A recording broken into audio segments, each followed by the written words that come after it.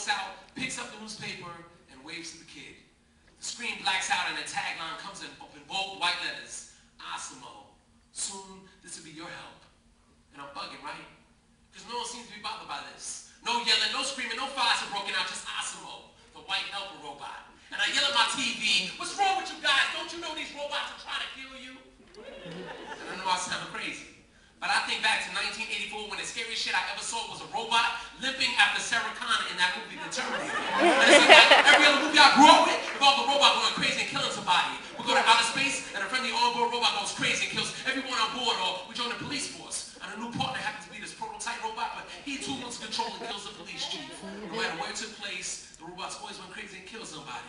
And they always had cute names like Rosie the Robot, or Johnny 5, or N209, or Ted Koppel, or Al Gore, or something, but you gotta look.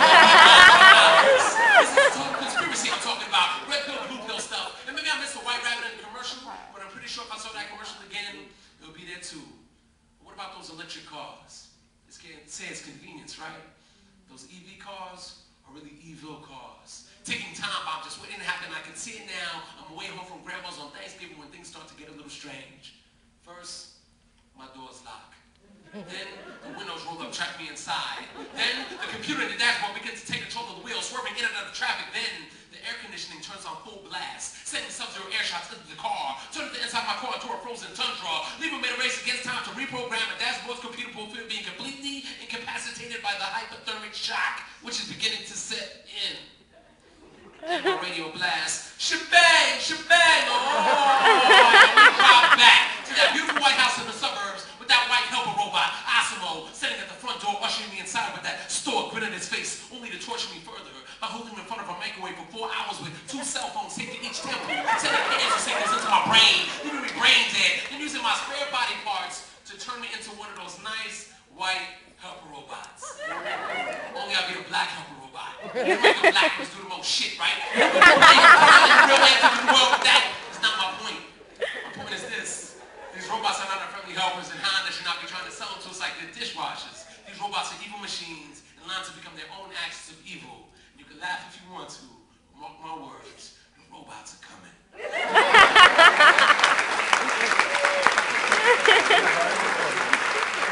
know what's messed up? I was like cursing, and then I looked up and I see like Jesus and shit. I feel bad now. And I was like, motherfucker!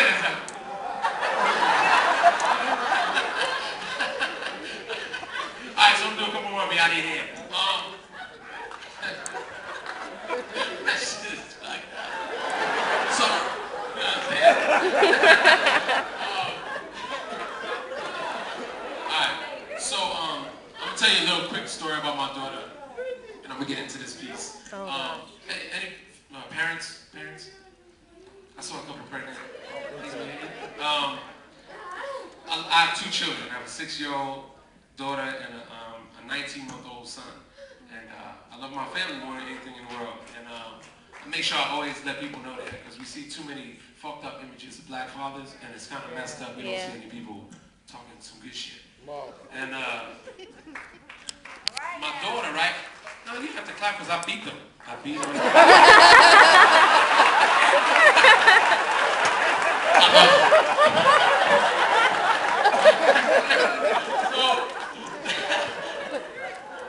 So I play fight with my daughter, right? And my wife hates it. She's like, you can't play with her like that. She's gonna go to school and try that. And I'm like, yeah, that should be fun. And so we have this contest, like, who can beat the other up more? Right? And it's like, well, yeah, well, I'll beat you in your face till you grow an extra foot, right? And then, and my daughter's like, oh, yeah, well, I'll punch you in the face, and then the sky is blue, and an apple. And I'm like, you didn't really And so she's older now, so a while back, I remember I had one of her Care Bears in a headlock. And I was like, if you come any closer, I'm gonna kill him. Right? And she looked at me and she's like, oh, yeah? I'll rip open your mouth, punch down your throat, and turn your heart off. I was like, oh, you came out of here. You know what I'm saying? That's shit. And so, not too long ago, I had a root canal. This is the last thing I'll get into the phone, because I'm allowed to talk about my kid. I had a root canal, right? And I came home from the dentist, and I'm like, Nani, look, I can't feel anything.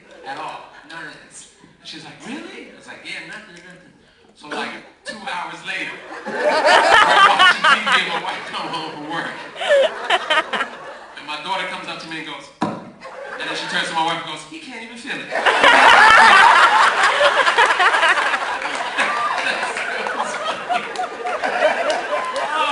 the hard thing about loving my family so much is going on the road and not having them with me. So I wrote this poem after someone said something to me after a show I did. There he goes.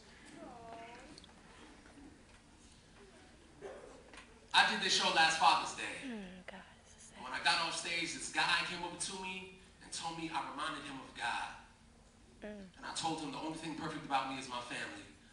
30 fingers and 30 toes, all godlike, and my daughter speak to me in a voice I imagine God's to sound like, speaking to me of the future like the kind I dream of living. And one day, she'll grow to be a woman no man will ever deserve like her mother, who makes melodies out of moonshine, fingers touch me, the things all nice girls are made of like the songs say.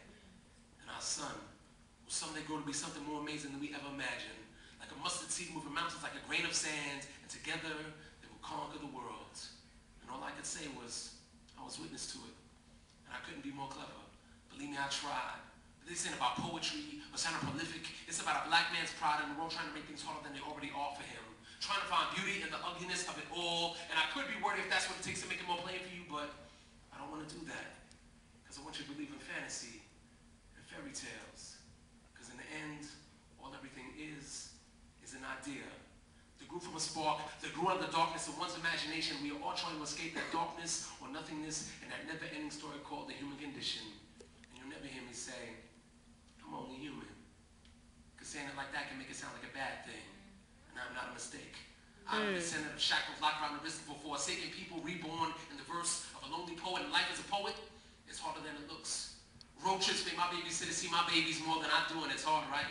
Picture 2 weeks gone, come home to relief through hugs and kisses, then come painful reminders like questions with even harder to explain answers like, Daddy, do you still love me? I thought I'd die when she asked me that. My heart fell like, there's no simile for that. So I tried.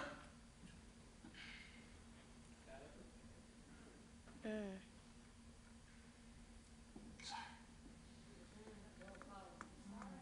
Oh my gosh.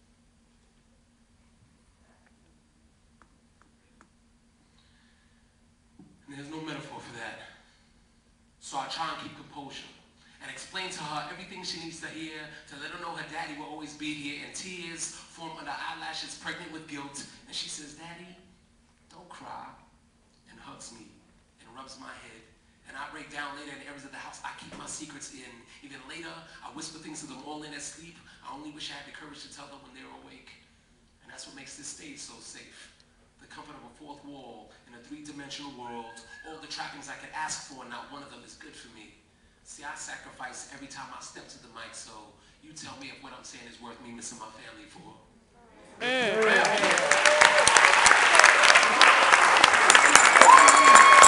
about that. It's kind of, it gets fucked up when sometimes the only time I get to speak to my daughter is at night, right before she goes to bed, or right before she goes to school. It's, you know, it's difficult. And then I get home and I have to beat them, and then it's fucked up. Horrible.